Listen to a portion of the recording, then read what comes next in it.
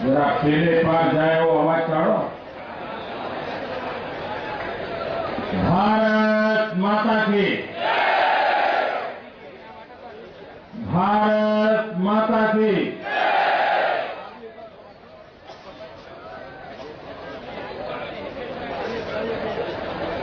आम तो હું વિસ્તારથી જે ભાષણ કરવાનો છું એ સાંજે કરવાનો છું,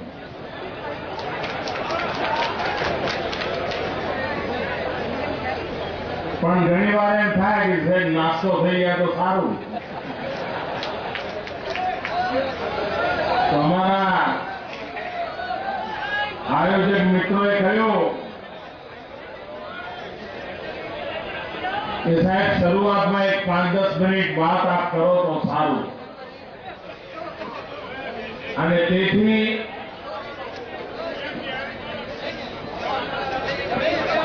એક 5-7 મિનિટ કેટલીક વાતો મૂકીને દિવસભર આપણો કાર્યક્રમ ચાલતો રહેશે. राज्यना अनेक आगेवानोने आपने सांभळवानो अवसर मळशे. भाई सिक्योरिटीना मित्रों तमे आम जाओ, पेला माहिती खातावाळा गोठवी काढशे बधुं.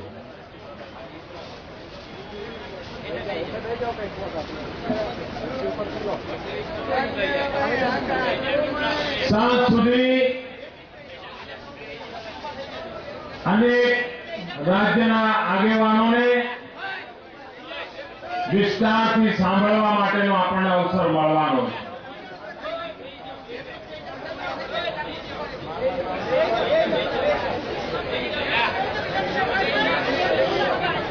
ए बिचारो मूंझाय छे, उभो रहूं के बेसूं.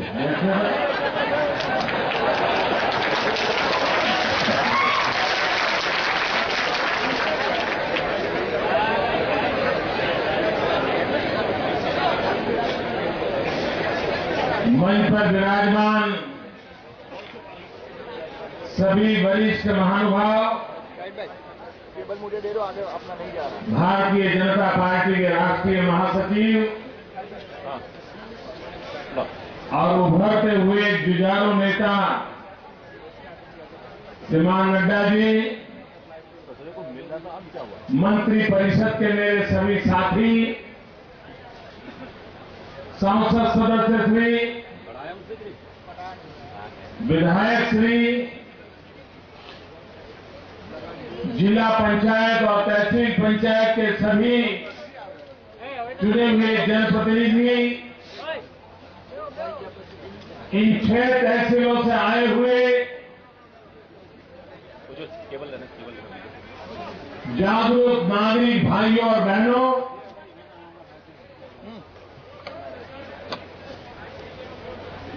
आज द्वारिका नगरी तरफ पूरे देश का ध्यान है.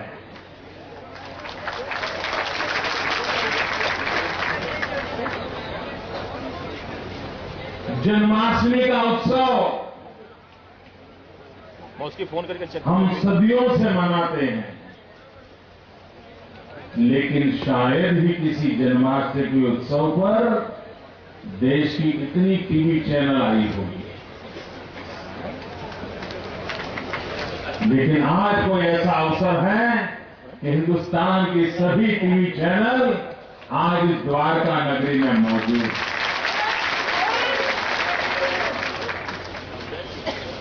द्वारका नगरी का भी अपना एक संदेश है.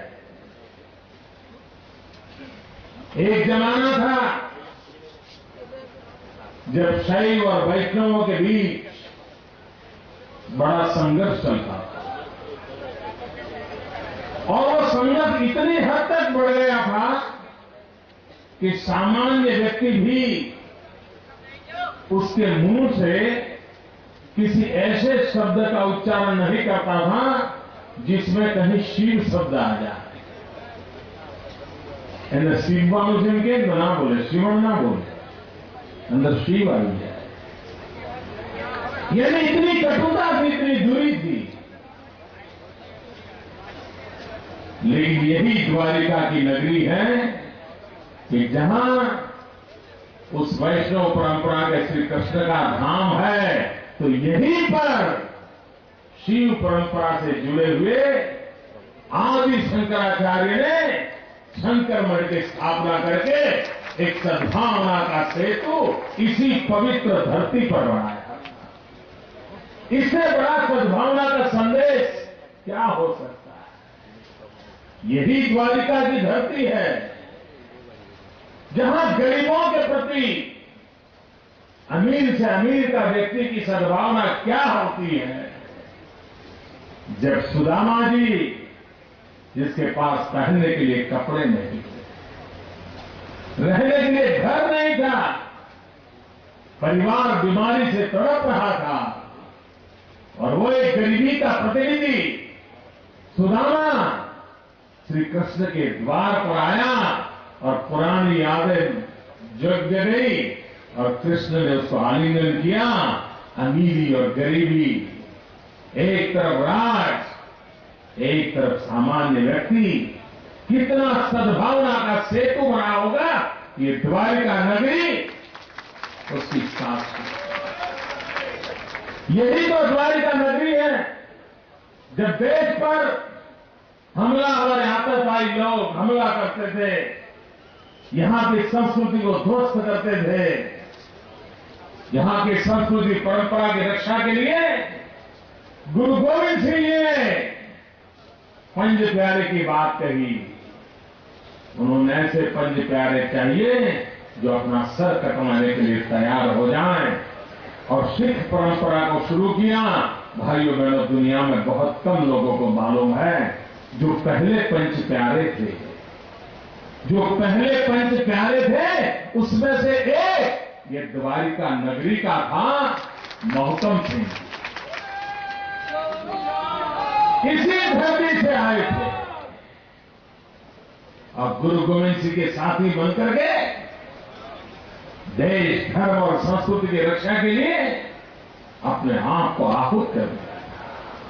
यही तो सद्भावना है कि समाज की शक्ति को बढ़ाना, ये द्वारिका नगरी की अपनी एक शक्ति है।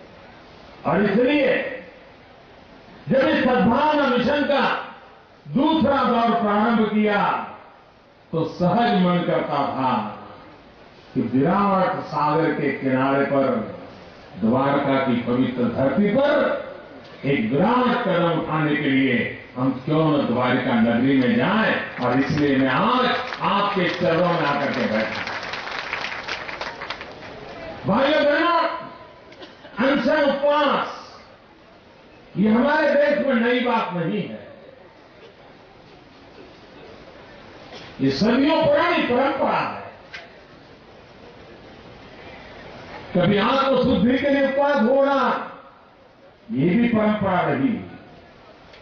तो कभी अपनी मांगों को मनवाने के लिए सत्याग्रह के रूप में उपवास करना, ये सामाजिक राज के जीवन में भी एक अच्छी चीज मानी जाने लगी।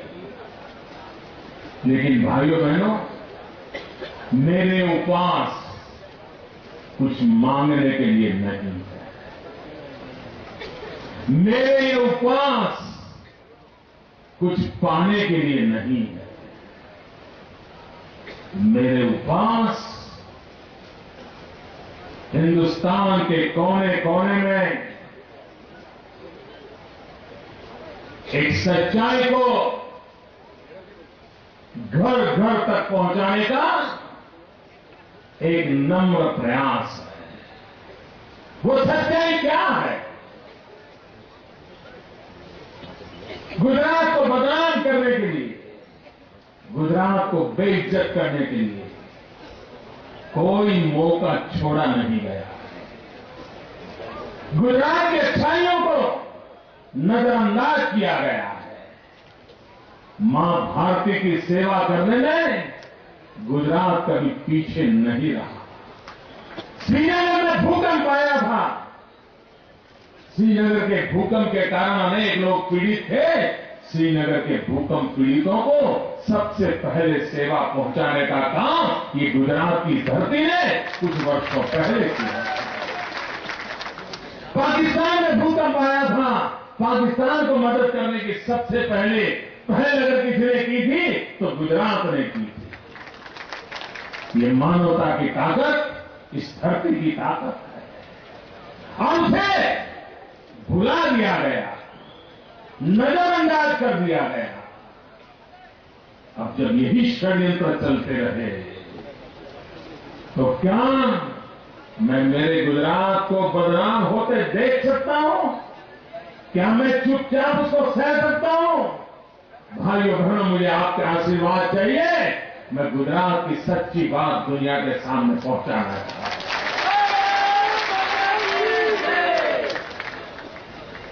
और इसलिए मैंने तपस्या का यज्ञ आरंभ किया। लेना पाना ये मेरी मकसद नहीं है। हम देने के लिए पैदा हुए हैं और जिंदगी भर देना चाहते हैं ताकि किसी की जिंदगी के लिए हम काम आए। ये सपने लेकर के हम चले।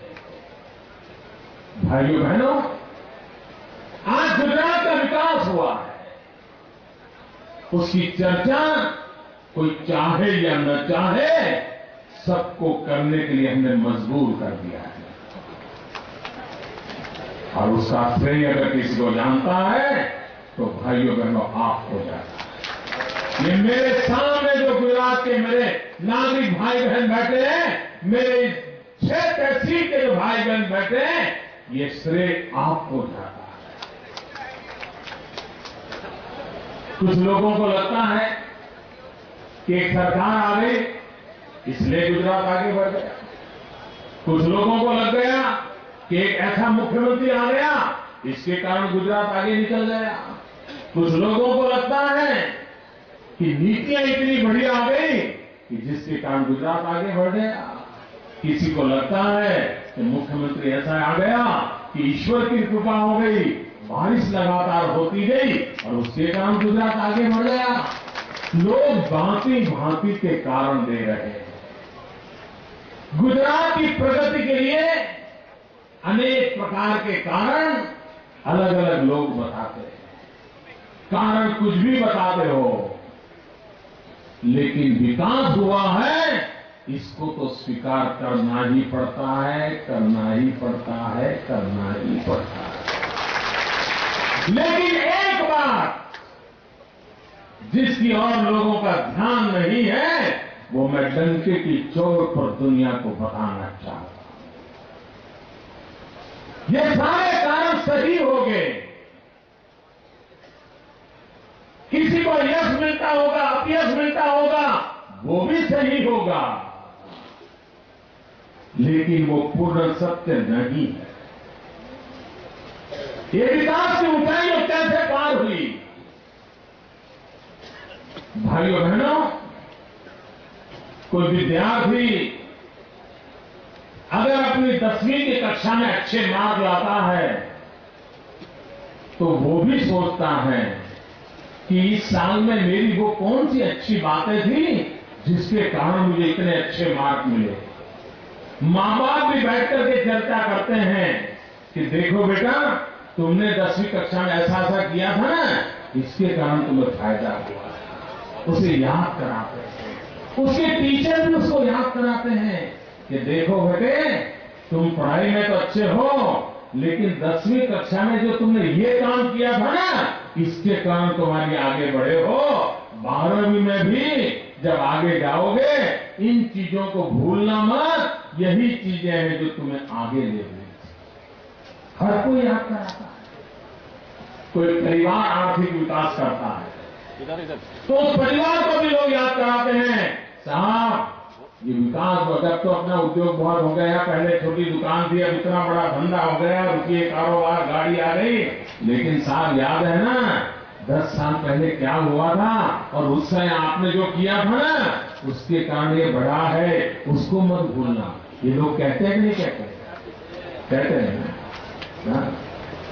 मित्रों, हम भी याद कराना चाहते हैं कि हमारा जो विकास हुआ है, हमने ये प्रगति की है, उसके मूल में वो कौन सी ताकत है जिसको कुछ लोग देखना नहीं चाहते, सुनना नहीं चाहते, समझना नहीं चाहते। मैं उनको डंके की चोट पर समझाने का निकला हूं और इसलिए मैंने उपवास का यज्ञ प्रारंभ किया। भाइयों बहनों, मैं पूरे हिंदुस्तान से कहना चाहता हूं, आज जो गुजरात के विकास के लिए पूरे देश के कोने कोने में आप गर्व अनुभव कर रहे हो, चाहे मणिपुर के लोग मुझे मिलते हो, चाहे राजस्थान के लोग मिलते हो, चाहे जम्मू कश्मीर के लोग मिलते हो, चाहे केरल से कन्याकुमारी के लोग मिलते हो, सबके मुंह से एक बात निकलती है, वाह गुजरात क्या शानदार कर रहा है। मैं उन सबको कहना चाहता हूं, मेरे 100 करोड़ से अधिक देशवासियों, 120 करोड़ के मेरे जनता जनार्दन, मैं आपको विश्वास दिलाने आया हूं, मैं आपको कहने आया हूं, गुजरात ने किस कारणों से प्रगति की है।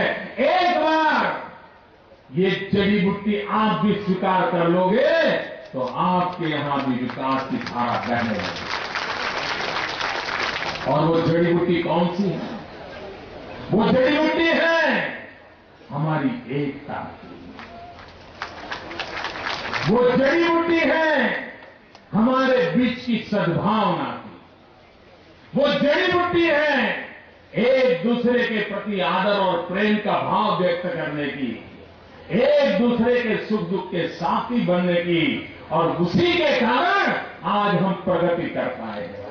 अगर हमारे बीच ये एकता न होती, हमारे बीच ये भाईचारा न होता, हमारे बीच सब मिलकर के गुजरात को आगे बढ़ाने का संकल्प न होता, तो हम भी बटे होते, हम भी एक दूसरे के खिलाफ कुछ न कुछ षड्यंत्र करते रहते होते और बेचारा गरीब आदमी वही का वही रह जाता।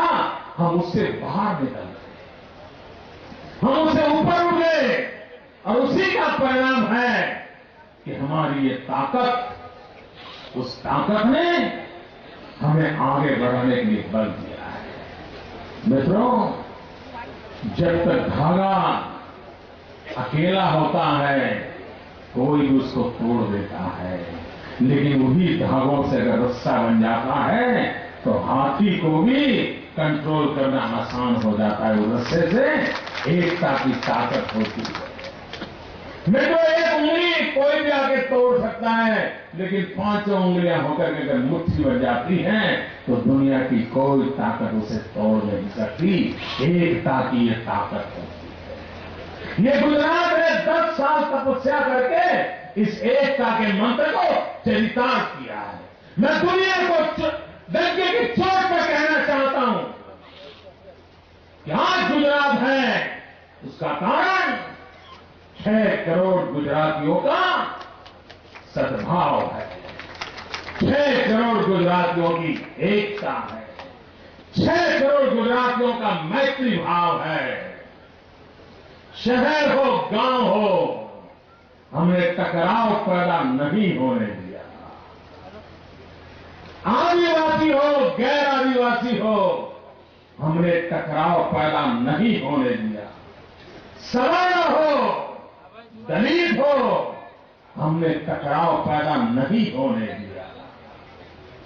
गरीब हो अमीर हो, हमने टकराव पैदा नहीं होने दिया। इस संप्रदाय का हो उस संप्रदाय का हो, हमने संकट आने नहीं दिया है।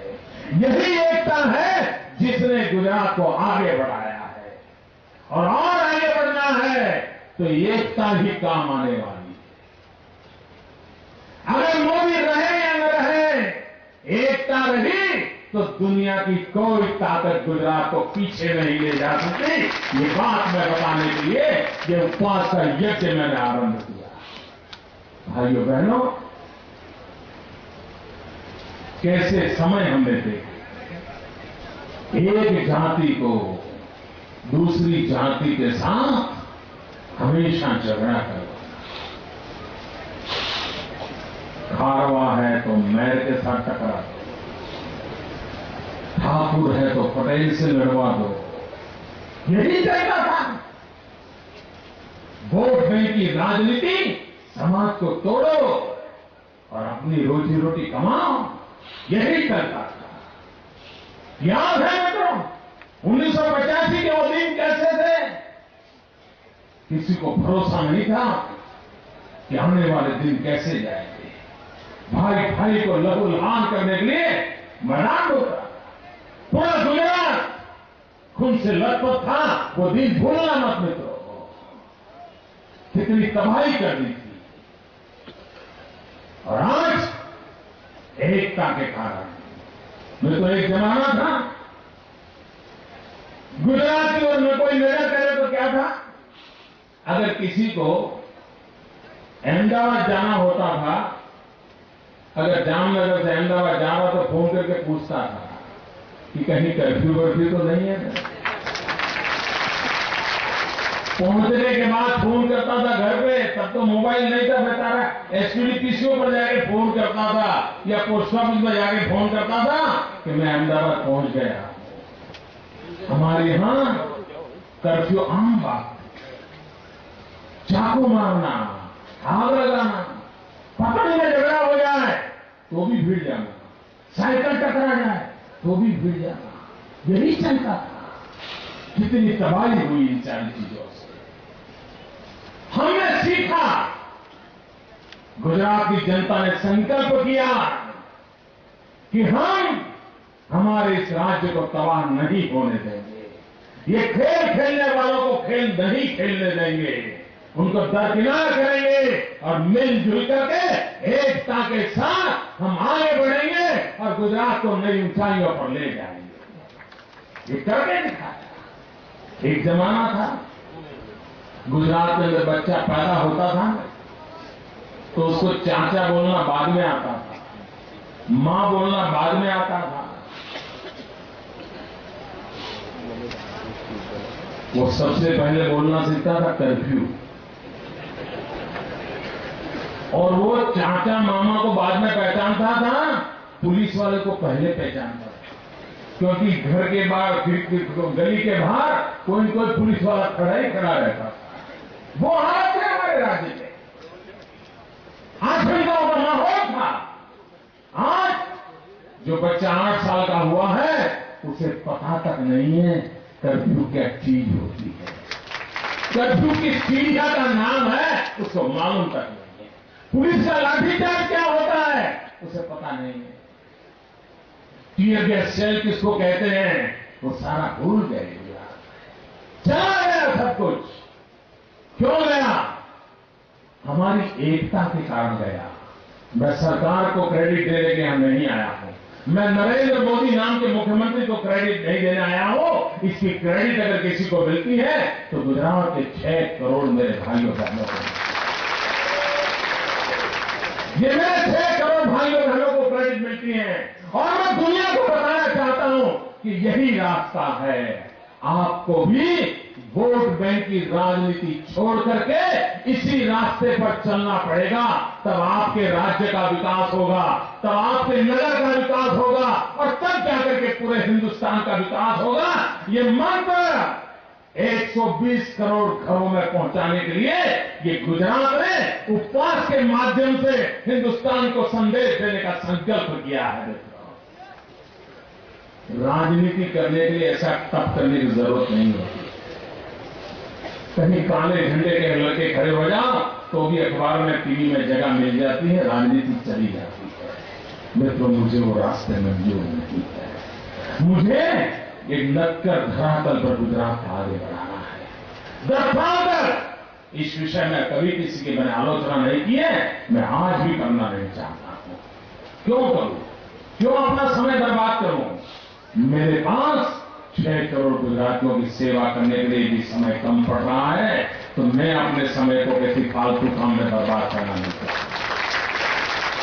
मेरे शरीर का प्रत्येक क्षण, मेरे समय की प्रत्येक क्षण मेरे 6 करोड़ गुजरातियों को समर्पित है। उन्हीं की भलाई के लिए मेरा दायित्व है और उन्हीं की भलाई के लिए मैंने काम उठाया। और सद्भावना एक ऐसा मंत्र है जो सारी बुराइयों से दूर करके हमें निकाल सकता है। सद्भावना एक ऐसी ज्योति है, किसी भी प्रकार के मनमुटाव वाले जातिवाद को नष्ट करके प्रकाश फैलाने की ताकत रखता है। जातिवाद से मुक्त होना पड़ेगा, संप्रदायवाद से मुक्त होना पड़ेगा, वोट बैंक की राजनीति को दफना देना पड़ेगा। सद्भावना के माध्यम से विकास की यात्रा को आगे बढ़ाना होगा। इसी एक मंत्र को लेकर के द्वारिका नगरी से हम चले और सद्भावना का संदेश द्वारकाधीश ने हमें दिया था, उसे और आगे बढ़ाएं और सत्य का जय कैसे होता रहे, सत्य कैसे प्रबल होता रहे, तो असत्य अपने आप कुंठित होकर के दरकिनार हो जाएगा। उस सत्य की साधना करने के लिए आइए, ये पवित्र यज्ञ है भाइयों बहनों। और मुझे खुशी हुई, कई नौजवान पैदल आए हैं जामनगर से, उन सब नौजवानों को मैं बधाई देता हूं, मैं नौजवानों को बधाई देता हूं। कई नौजवान जामनगर से अनेक गांवों में साइकिल यात्रा करते करते करते सद्भावना का संदेश देखते हुए आए हैं। मैं उन नौजवानों को भी नमन करता हूं जिन्होंने इतना बड़ा अभियान चलाया। और मुझे बताया गया कि यहां 8,000 लोग ऐसे बैठे हैं जिन्होंने पहले से अपना नाम लिखवाया है कि वो भी आज पूरा दिन मेरे साथ सद्भावना उपवास में जुड़ने वाले हैं। मैं उन सभी उपवासियों को प्रणाम करता हूं। आपने जो संकल्प किया है, इसके कारण इस सद्भावना मिशन की ताकत बढ़ जाएगी। आपने जो संकल्प किया है, ईश्वर आपको आशीर्वाद देगा, ईश्वर गुजरात को आशीर्वाद देगा। हमारे गुजरात की विकास यात्रा में सद्भावना की, एकता की, भाईचारे की, शांति की ये शक्ति हमें नई ऊंचाइयों पर ले जाएगी। हमें तोड़ने वालों से बचते रहना, हमें तोड़ने वालों को दूर रखना, तभी तो हम जुट करके चलेंगे और इसी मंत्र को लेकर के आगे बढ़ना। और ये उपवास के समय ईश्वर की बातों को पाने की एक शक्ति प्राप्त होती है। हम सब के अंदर ईश्वर का वो संदेश पहुंचे और हम सब मिलकर के अच्छाइयों की ओर आगे बढ़े। पुंज संतगण इतनी बड़ी मात्रा में मुझे आशीर्वाद देने आए हैं, इस सद्भावना मिशन को आशीर्वाद देने आए हैं। ये किसी व्यक्ति को आशीर्वाद नहीं है, किसी कार्यक्रम को आशीर्वाद नहीं है, लेकिन ये आशीर्वाद गुजरात के आने वाली कल के लिए है, गुजरात के विकास के लिए है और गुजरात को समृद्ध करके पूरे भारत की सेवा करने का ये यज्ञ है। उस यज्ञ में आपका योगदान, आपका आशीर्वाद हमें नई शक्ति देगा। मैं मीडिया के मित्रों का भी आभारी हूं कि इतना कष्ट उठा करके द्वारिका तक अब आए हैं। मुझे विश्वास है सच्चाई की इस यज्ञ को हिंदुस्तान के कोने कोने को पहुंचाने में हो सकता है अनेक कठिनाइयों के बीच भी आप कुछ न कुछ तो रास्ता निकाल देंगे।